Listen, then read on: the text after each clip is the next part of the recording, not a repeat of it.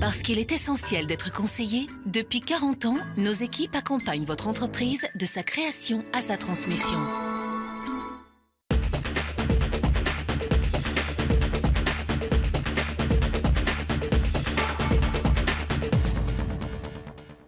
Bonjour et très heureux de vous retrouver depuis la Chambre de commerce et d'industrie de Lyon au cœur de prix de l'Esprit d'entreprendre, organisé par Acteurs de l'économie La Tribune et le CJD, avec deux invités prestigieux à mes côtés. Tout d'abord Boris Cyrulnik, bonsoir.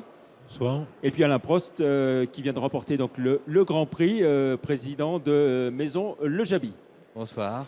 Alors Boris Cyrulnik, je pense qu'il ne faut pas trop vous présenter très longtemps. Vous êtes neuropsychiatre, psychanalyste, écrivain, philosophe. Et puis vous êtes entre autres connu comme le vulgarisateur du concept de résilience ou comment renaître de sa souffrance. La première question que j'ai envie de vous poser, c'est est-ce que vous êtes confiant quant à la capacité de résilience de la France ?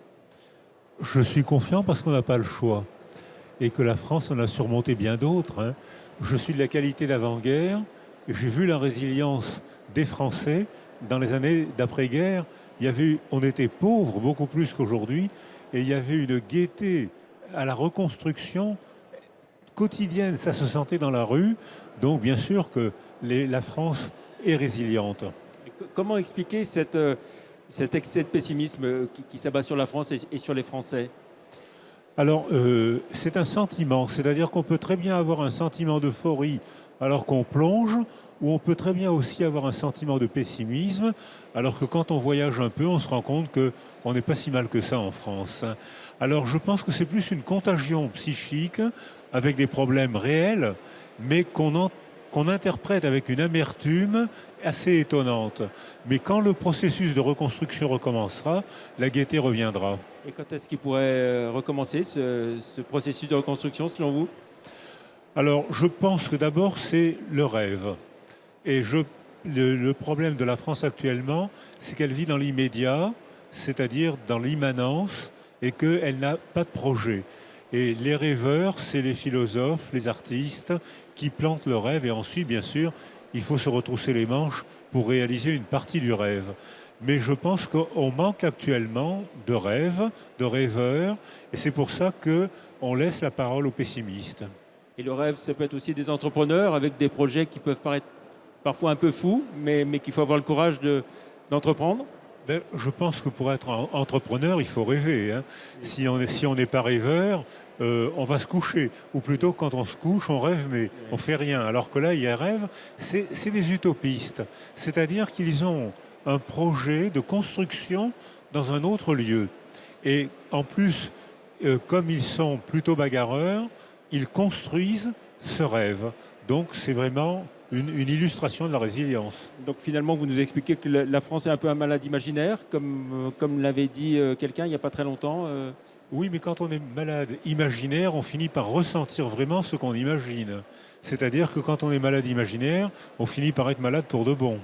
Alors vous étiez le président de cette soirée, donc le Grand Prix de l'Esprit d'entreprendre. Qu'est-ce que vous inspire les 10 lauréats qui viennent de recevoir leur trophée, leur parcours, tout ce qu'ils ont fait? Alors j'ai été étonné, c'est un milieu que je ne connais pas. J'ai été étonné par leur courage, par leur créativité et par l'importance qu'ils ont presque tous attribuée à l'art.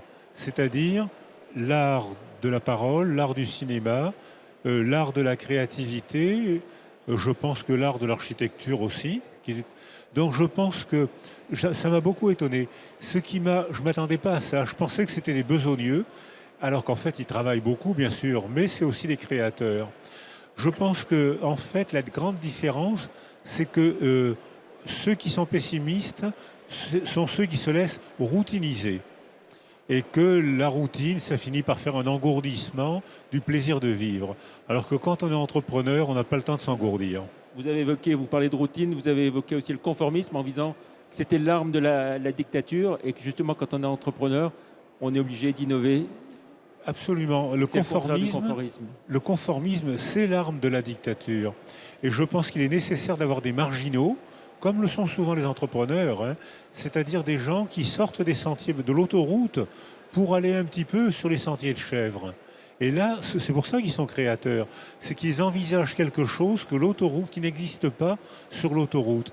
Le problème, c'est que quand on est un innovateur, on est souvent vécu un peu comme un marginal. C'est-à-dire qu'on est entravé, on est critiqué.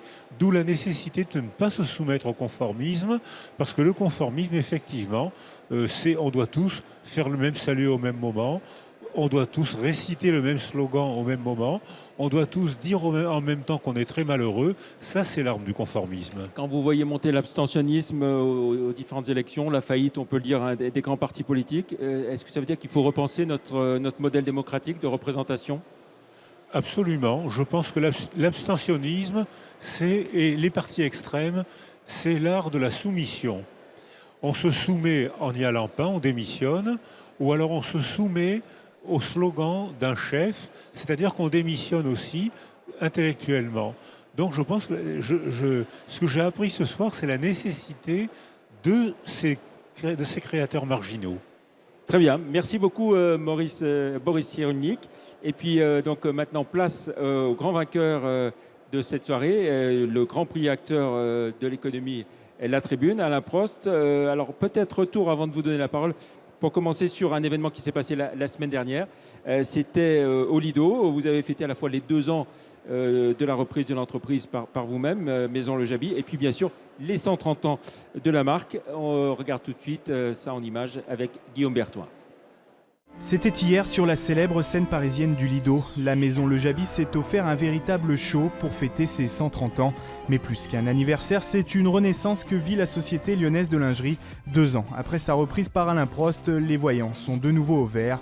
Plus 15% de chiffre d'affaires en 2013. Alors hier, le PDG a craqué.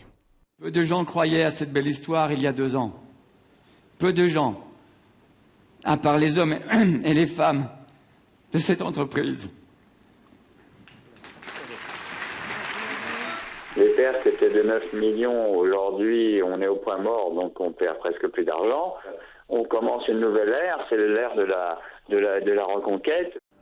Le tribunal, les plans sociaux, Colette Candela, 42 ans de Le Jaby derrière elle, les a tous connus. Mais aujourd'hui, la page est définitivement tournée. Elle est fière de montrer les dernières créations. Nous sommes avec un tutu qui a été réalisé spécialement pour notre spectacle au Lido.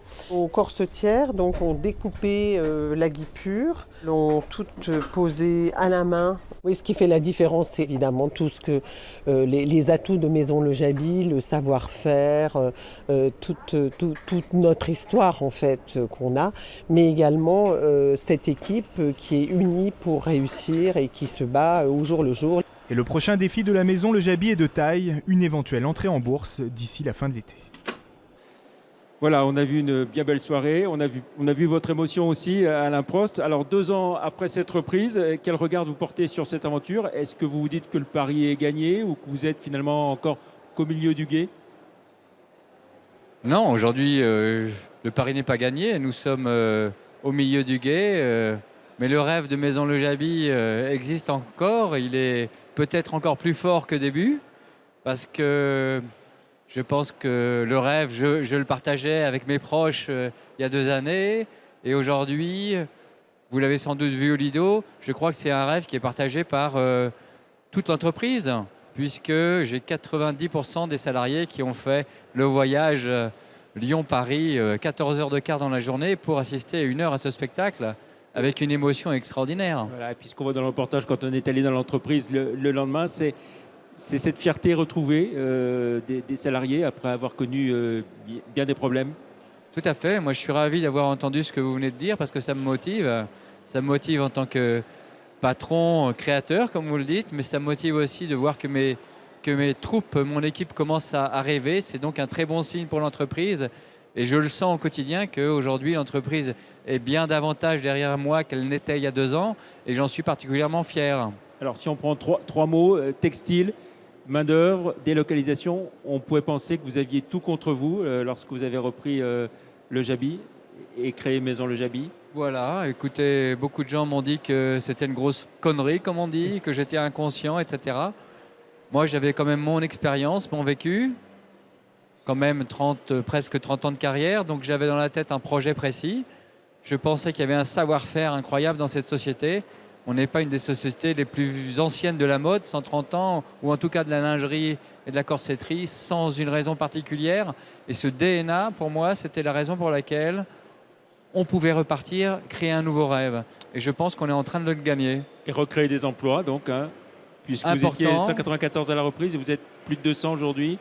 Voilà, entre-temps quand même, certains ont quitté le navire parce qu'ils avaient d'autres propositions ou étaient plus intéressés par d'autres sujets.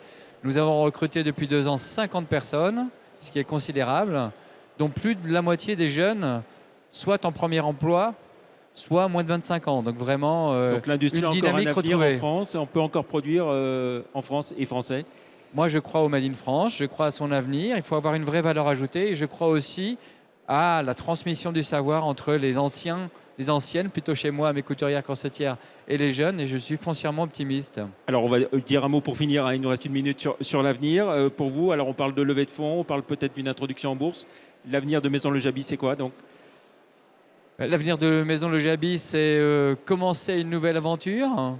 Les 2 années de reprise sont derrière nous, donc il y a un nouveau projet. Il faut des fonds pour financer les investissements. On estime à 10 millions nos besoins sur les 3 années qui viennent. Et donc on étudie 2 pistes, soit avec des investisseurs, soit la mise éventuelle d'une partie du capital sur le marché, à la bourse, d'ici la fin de l'été. Très bien, bravo et continuez bien. Donc tous ces beaux projets, qu'est-ce que ça représente ce prix pour vous que vous venez de recevoir, ce grand prix? Pour moi, ça représente une formidable motivation et je pense aussi une grande fierté quand je le montrerai à toute l'entreprise demain. Je pense qu'ils seront peut-être encore plus fiers, eux, que moi. Très bien. Merci beaucoup à vous deux d'avoir participé à Lyon Décideur.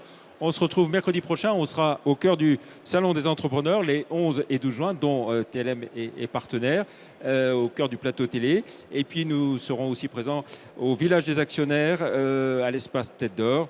Et puis présent aussi le 12 juin à la remise des trophées Les chaînes du Centre-Est de la Société Générale pour récompenser des entreprises familiales. Voilà, merci, bravo à Acteurs de l'économie. Découvrez le palmarès de ces trophées dans le prochain numéro, bien sûr, du magazine Acteurs de l'économie ou sur le site Acteurs de l'économie, La Tribune. Merci, au revoir.